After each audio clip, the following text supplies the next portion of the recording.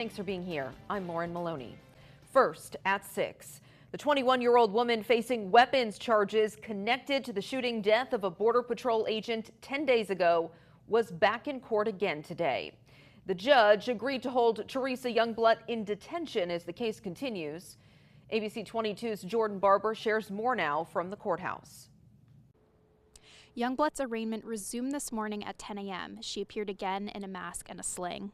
Early this week, more information about Youngblut's actions before and during the shooting of Border Patrol Agent Maland was released by U.S. Attorney Matthew Lasher, who spent his time in court this morning arguing the details.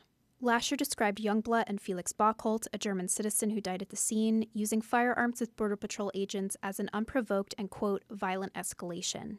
The attorney also went on detailing Youngblut's connection to an individual arrested and charged in connection to a murder in California.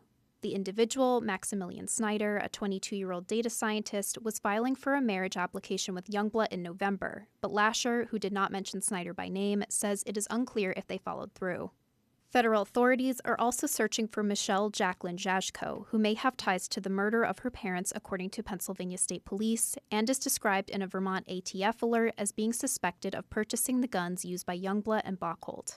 Chad Hale, the owner of Backcountry Sports, confirmed he received a notice from ATF early last week asking for help identifying any purchases made by Jashko.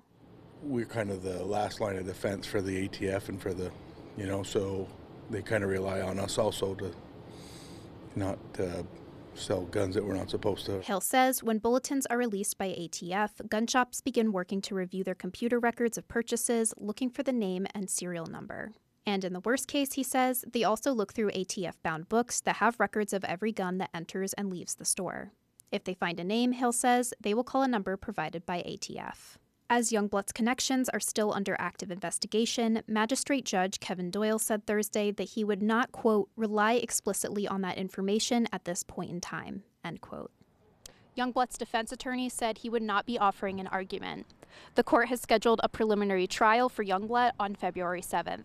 Reporting from Burlington, Jordan Barber, ABC 22 News.